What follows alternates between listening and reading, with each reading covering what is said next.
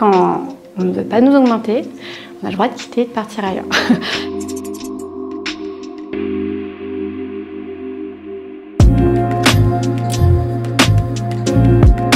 Je m'appelle Stéphanie.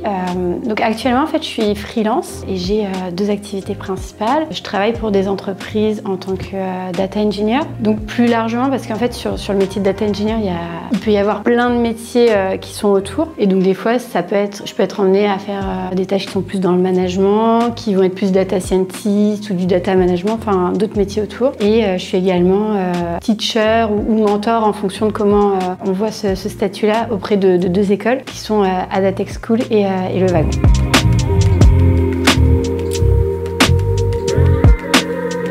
Avant, c'était l'informaticien qui gérait la donnée et maintenant, en fait, on a un spécialiste. Donc, par exemple, on va dire c'est le data engineer qui va s'occuper d'installer la base de données, de mettre toute l'infrastructure qu'il y a derrière et de faire des petits programmes, des petits algos qui vont être nécessaires au bon fonctionnement de tout ce qui est installé. Et là, plus récemment, on est en train de normaliser tout ce qui est autour de la data, donc en fait de la donnée, parce qu'on est en train de se rendre compte que dans les évolutions qui arrivent, la donnée, c'est vraiment important de la collecter, d'en avoir un maximum pour pouvoir ensuite l'exploiter pour demain. Le métier de data engineer, qui pour moi c'est plus informaticien, qui va bien coder, bien développer avec un langage informatique. Le data scientist, il va donner sens aux données. Quand on a vraiment des flux de données importants à gérer, qu'il faut des grosses équipes autour, on va rajouter encore des personnes qui vont s'occuper, on a le data analyst par exemple, qui va s'occuper en amont du data scientist de préparer les bonnes données, de sortir celles qui vont être pertinentes, de commencer à vérifier qu'elles sont cohérentes.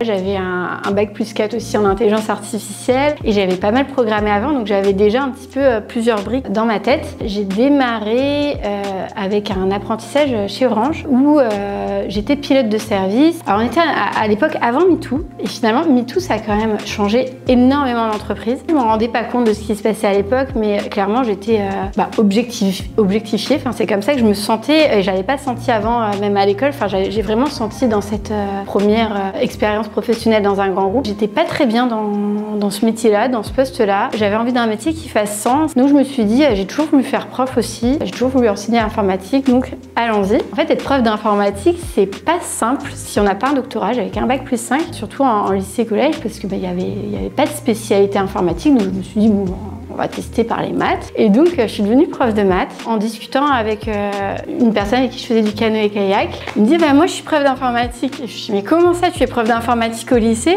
Je ne comprends pas. Je cherche partout ce type d'opportunités, je les trouve pas. Il m'a expliqué que son poste, ça s'appelle professeur d'économie et gestion option système d'information. Donc déjà, une fois que j'avais le bon label, c'était plus simple pour pouvoir naviguer. Et donc, je suis arrivée du coup sur ce type de poste en BTS.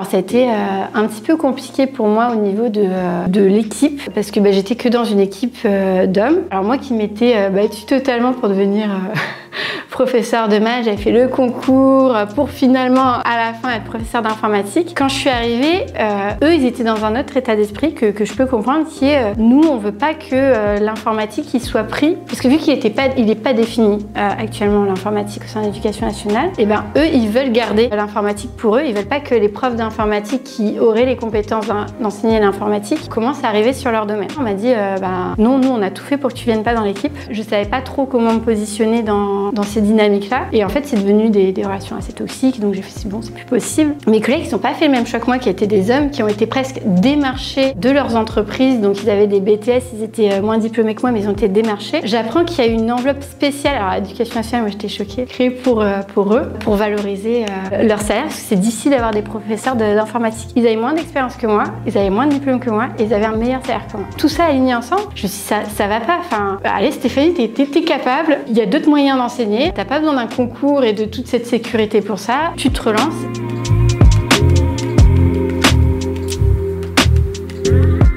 Je rêvais de faire vraiment plus data scientist, d'intelligence artificielle. On était je dirais en 2019. Et en 2019, en fait, le métier de data scientist a explosé. Il y avait personne de formé et il y avait des métiers partout. Et j'ai trouvé mais tout de suite un poste alors que j'étais concrètement junior en réorientation. Je me suis sentie vraiment pas légitime, vraiment pas confortable. Je me suis sentie vraiment débutante et à devoir tout redémarrer à zéro. Et en fait, je me suis rendu compte que pas du tout, parce qu'en fait, tout ce que j'ai fait avant, même si c'est pas dans ce domaine exactement de technique, en fait, j'ai appris plein de choses dans ma carrière, que ce soit comment me comporter professionnellement, comment communiquer, comment être en entreprise. Et toutes ces soft skills, en fait, c'est ce qui m'a permis d'évoluer mais super rapidement sur mon poste de data scientist.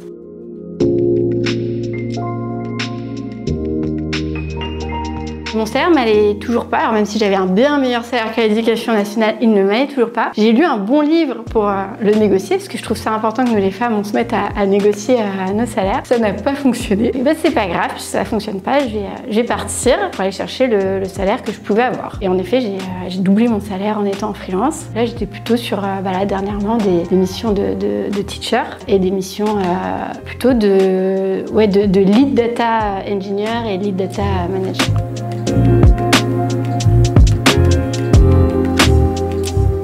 Je pense que tout le monde ne veut pas faire de la tech. Si tout le monde savait ce qu'était vraiment l'informatique, peut-être que oui, tout le monde voudrait faire de l'informatique. La plupart des personnes ne savent pas encore ce que c'est vraiment l'informatique. Ça souffre un peu de l'image du geek qui est derrière son ordinateur. On ne se rend pas vraiment compte que, non, quand on est développeur, on va passer 50% de notre temps en fait en réunion, à collaborer avec les autres, à discuter avec les autres. Et même quand on code, en fait, on peut coder à deux.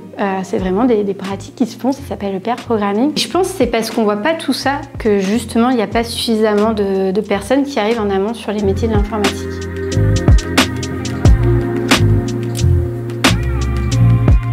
Ce qui se passe pour les femmes, c'est que souvent elles ratent par les injonctions de la société. Moi, j'ai eu tellement de chance d'avoir fait des études d'informatique. En fait, je le réalise maintenant. Les femmes, pour plein de raisons, on leur a dit non, faut que tu prennes soin des autres, ton rôle, il est là. Donc du coup, de manière automatique, on va les diriger de plein de manières un petit peu inconscientes vers des métiers du care, tous ces métiers où on s'occupe de l'autre. Mais avec l'informatique, on peut aussi, en fait, s'occuper de l'autre. Je pense qu'il y a vraiment un problème de société sur comment les métiers masculins sont valorisés, comment les métiers féminins sont valorisés.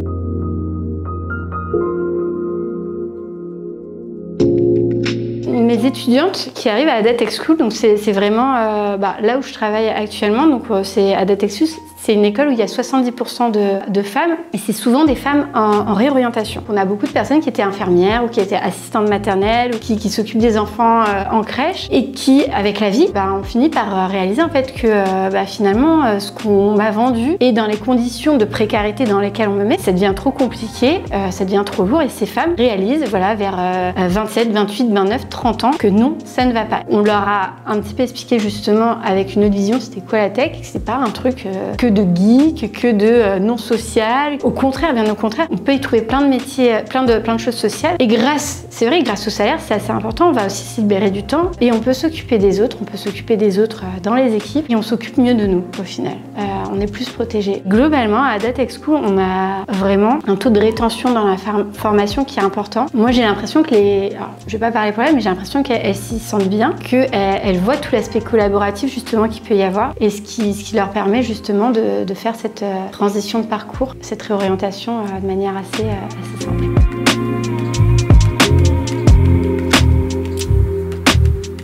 J'en parle beaucoup parce que, alors justement, chez Adatex School, on n'est pas vraiment un professeur, on est plutôt un mentor, un accompagnant. Et donc, je pense que la meilleure façon justement de protéger ou de guider un petit peu les femmes qu'on accompagne, c'est de leur montrer notre parcours. Moi, j'ai eu l'injonction très très forte dans ma famille que l'argent s'en fiche, que ce qui compte, c'est d'être heureux. J'ai un oncle qui est devenu ingénieur, qui a monté dans sa carrière. À chaque fois, c'était waouh, qu'est-ce qu'il gagne plein d'argent, qu'est-ce qu'il fait une super belle carrière, qu'est-ce qu'il est intelligent. Jamais, et ça j'ai dû faire un deuil dessus, jamais on dira ça de moi, mais oui, pour mon bien-être, pour le bien-être de mes proches, d'avoir un certain niveau de vie avec un certain salaire. C'est même devenu une obsession. Je trouve ça important. Quand on est ingénieur informatique, en fait, quand on va commencer à négocier notre salaire, en fait, on va se trouver pas légitime vis-à-vis de notre collègue masculin. Parce que notre collègue masculin, alors ça dépend, mais il peut y avoir cette dynamique-là. Lui, il va se focaliser que sur sa fiche de poste, c'est-à-dire faire du bon code. Il va faire ça